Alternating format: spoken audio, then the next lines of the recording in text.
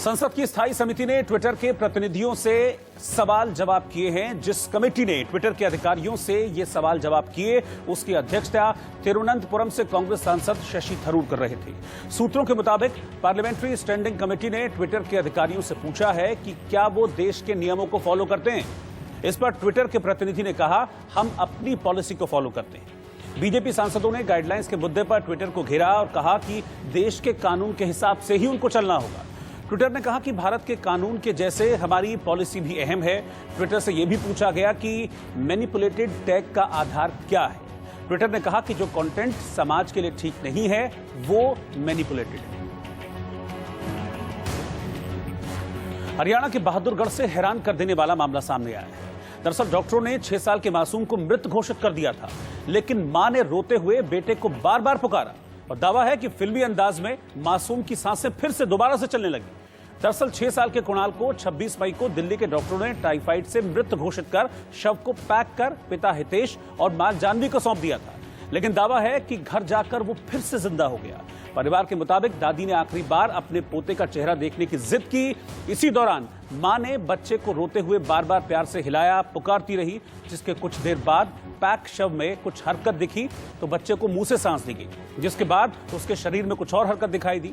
आलम वैसा ही था जैसा कि अक्सर लोग फिल्मों में देखते हैं। इसके बाद बच्चे को 26 मई की रात को ही रोहतक के एक प्राइवेट हॉस्पिटल ले जाया गया, जहां डॉक्टरों ने उसके 15% बचने की संभावना बताई थी, लेकिन वो धीरे धीरे ठीक हो गया और अब ये बच्चा, जिसे डॉक्टर्स ने मृत घोषित कर दिया था, वो वापस जिंदा अपने घर लौट आया है।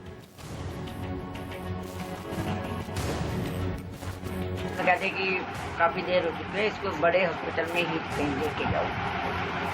तो बालाजी वालों से भी उन्होंने पता किया और अग्रसेन में भी पता किया, वहाँ पे बेड नहीं थे। फिर उन्होंने बताया कि वहाँ ले जाओ। फिर वहाँ पे कायनोस है तो रोहतक से पहले आता है, उस हॉस्पिटल लेके गए तो वहाँ उन्होंने बोला करते करते कभी बोले वो 10% है, 15% है, 20% होगी, ऐसे करते करते उसकी मतलब जीवन दान भगवान ने भी और मतलब लोगों की दुआओं से वो ठीक होता चला गया। 15 दिन तो रहा ही है, वो 15वें दिन वापस आया है वो यहाँ पे। मध्य प्रदेश के जबलपुर में आम की सुरक्षा में गार्ड और कुत्तों की तैनाती की गई है। यहाँ के बगीचे में जो आम लगा हुआ है वो कोई साधारण आम नहीं है। यह आम जापानी किस्म का बेहद खास और दुर्लभ आम है, जिसे एग ऑफ सन यानी सूर्य का अंडा कहा जाता है। ये जब पूरा पक जाता है तो ये हल्के लाल और पीले रंग का हो जाता है। साथ ही इसका वजन भी करीब 900 ग्राम के आसपास पहुंच जाता है। इसमें रेशे नहीं पाए जाते और स्वाद में ये बेहद मीठा होता है। इस खास आम की कीमत गूगल पर 2,70,000 रुपए प्रति किलो बताई जा रही है। यही वजह है कि इस आम को चोर बगीचे से चुरा ले जा रहे हैं। इसके बाद बगीचे के मालिक संकल्प सिंह परिहार ने अपने बगीचे की सुरक्षा के लिए 4 गार्ड और 9 कुत्तों की तैनाती की है, ताकि कोई इस बेहद महंगे आम को चुरा न सके।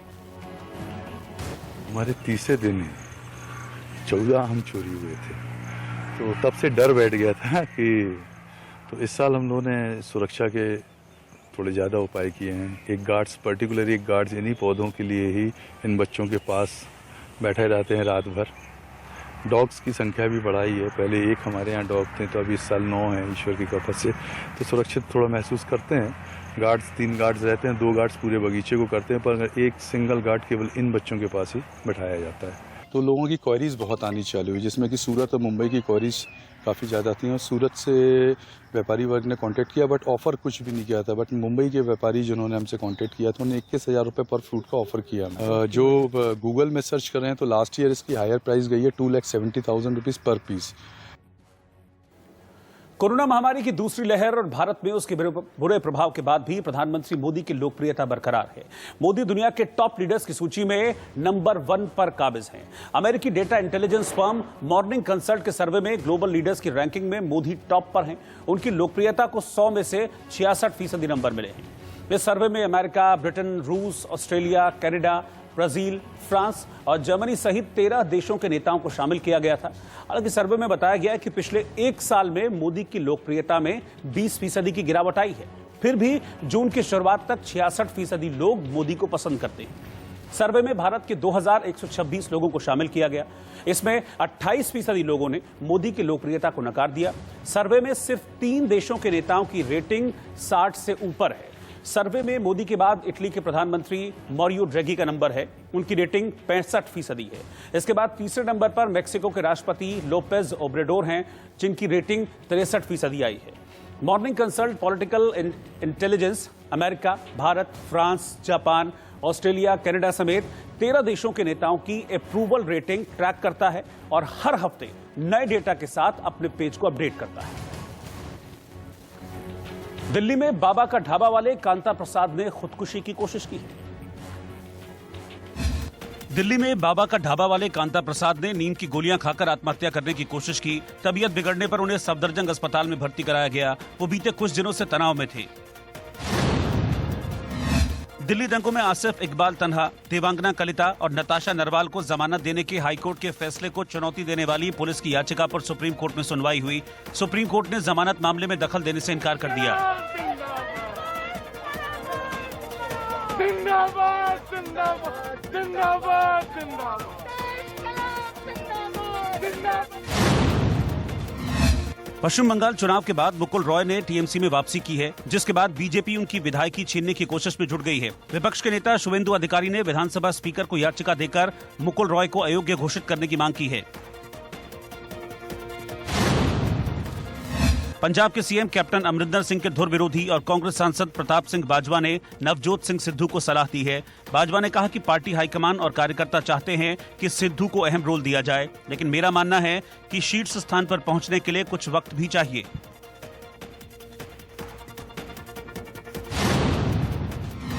महान धावक और ओलंपियन मिल्खा सिंह की हालत एक बार फिर से बिगड़ गई है। सूत्रों के मुताबिक गुरुवार रात को मिल्खा सिंह को फिर से बुखार आ गया और ऑक्सीजन लेवल नीचे चला गया।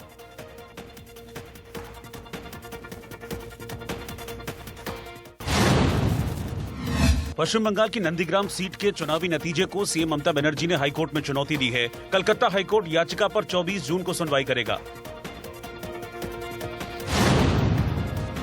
राजस्थान कांग्रेस में चल रहे सियासी घमासान के बीच अजय माकन ने बयान दिया है। माकन ने कहा कि सचिन पायलट पार्टी के वरिष्ठ नेता हैं और ये हो ही नहीं सकता कि उन्होंने पार्टी के किसी नेता से मिलने के लिए समय मांगा हो और उन्हें समय न दिया गया हो। बिल्कुल बेबुनियादी बात है और सचिन पायलट ने टाइम मांगे और नहीं मिले तो ये तो संभव ही नहीं। राजस्थान में दौसा जिले के बांदीकुई क्षेत्र में एक महिला के शव को पानी से भरे रास्ते से होकर ले जाना पड़ा। बताया जा रहा है कि बीमार महिला के पास इसी पानी भरे रास्ते की वजह से एम्बुलेंस नहीं पहुंच पाई और महिला ने दम तोड़ दिया।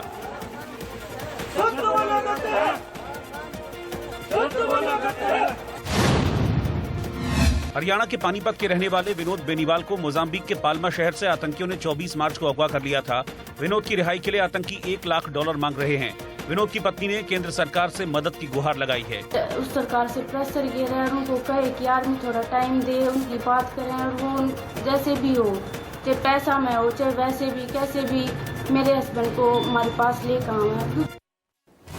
और अब देखिए वो खबरें जो आपके बेहद काम की।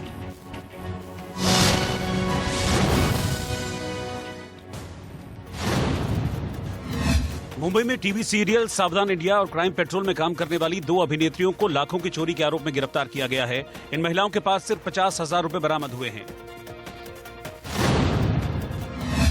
हरियाणा के गुरुग्राम में डॉक्टरों के खिलाफ हो रही हिंसा को लेकर विरोध प्रदर्शन किया गया। डॉक्टर का खून बहाना बंद करो, बंद करो।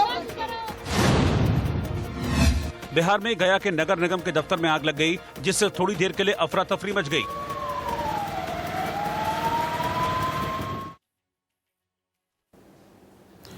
और अब एक काम की और खबर आपको बताते हैं। पीएम मोदी ने 26 राज्यों के 111 ट्रेनिंग सेंटर से कोविड-19 हेल्थ केयर फ्रंटलाइन वर्कर्स के लिए विशेष रूप से तैयार प्रशिक्षण कार्यक्रम का शुभारंभ किया। इस प्रोग्राम के तहत देश भर के 1 लाख से ज्यादा फ्रंटलाइन वर्कर्स को कौशल से लैस किया जाएगा और उन्हें नई नई चीजें सिखाई जाएंगी। प्रधानमंत्री मोदी ने बताया कि 6 क्रैश कोर्स से देश में करीब 1 लाख फ्रंटलाइन कोरोना वॉरियर्स को तैयार करने का महाअभियान शुरू हो रहा है। पीएम मोदी ने कहा कि ये कोर्स 2 से 3 महीने में पूरा हो जाएगा, इसीलिए लोग तुरंत काम के लिए उपलब्ध भी हो जाएंगे। पीएम मोदी ने कहा कि फ्रंटलाइन वर्कर्स के विशेष प्रशिक्षण कार्यक्रम के तहत उम्मीदवारों को फ्री ट्रेनिंग, स्किल इंडिया का सर्टिफिकेट, भोजन और आवास सुविधा, काम पर ट्रेनिंग के साथ स्टाइपेंड और प्रमाणित उम्मीदवारों को 2 लाख रुपए का दुर्घटना बीमा भी मिलेगा। पीएम मोदी ने बताया कि कोविड-19 हेल्थ केयर फ्रंटलाइन वर्कर्स का विशेष ट्रेनिंग कार्यक्रम पूरा होने के बाद उम्मीदवार प्राथमिक स्वास्थ्य केंद्रों, सामुदायिक स्वास्थ्य केंद्रों, स्वास्थ्य सुविधाओं और अस्पतालों में काम कर सकेंगे। कोविड-19 हेल्थ केयर फ्रंटलाइन वर्कर्स के विशेष ट्रेनिंग कार्यक्रम को PMKVY 3.0 के केंद्रीय घटक के तहत एक विशेष ट्रेनिंग कार्यक्रम के रूप में डिजाइन किया गया है और इसके लिए 273 करोड़ रुपए की राशि का आवंटन भी केंद्र सरकार की तरफ से किया गया है। और आगे कुछ और काम की खबरें।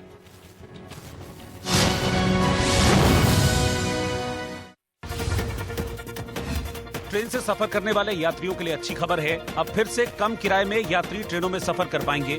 21 जून से रेलवे अनारक्षित ट्रेनों की सुविधा दोबारा शुरू करने जा रहा है, जिन्हें कोरोना के बढ़ते केस की वजह से बंद कर दिया गया था। केंद्रीय गृह मंत्रालय ने साइबर धोखाधड़ी से होने वाले वित्तीय नुकसान को रोकने के लिए राष्ट्रीय हेल्पलाइन 155260 और रिपोर्टिंग प्लेटफॉर्म की शुरुआत की है। साइबर फ्रॉड से लोगों को बचाने के लिए सरकार ने काफी पहले साइबर दोस्त नाम से एक प्लेटफॉर्म लॉन्च किया, जो ट्विटर पर काफी एक्टिव है।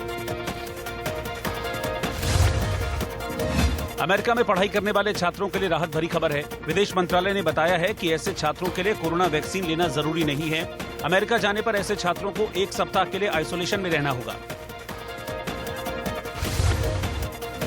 नीति आयोग के health member doctor VK Paul ने कहा है कि स्टडी से पता चला है कि वैक्सीनेट लोगों के अस्पताल में भर्ती होने की संभावना 75 से 80% कम होती है। ऐसे लोगों को ऑक्सीजन सपोर्ट की संभावना भी लगभग 8% ही होती है। वैक्सीनेट लोगों के आईसीयू में एडमिट होने का रिस्क केवल 6% है। व्हाट्सएप की तरफ से कई सारे नए फीचर्स पर काम किया जा रहा है। एंड्रॉइड और iOS के लिए कंपनी जल्द 5 फीचर्स पेश कर सकती है। कंपनी डिसअपीयरिंग मैसेज फीचर के साथ ही व्यू वंस ऑप्शन को पेश कर सकती है। साथ ही व्हाट्सएप वेब वर्जन में कॉलिंग फीचर दिया जा सकता है।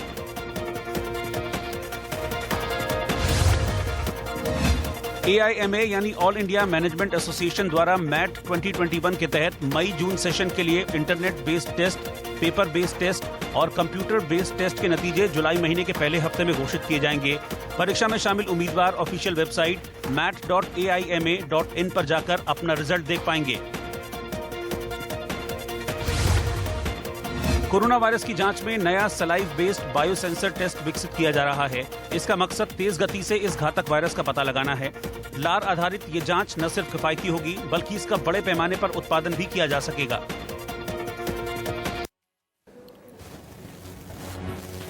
और आंख कान खोल के मैं आज के लिए फिलहाल इतना ही। बाकी की खबरों के लिए आप लगातार बने रहिए इंडिया न्यूज के साथ। नमस्कार।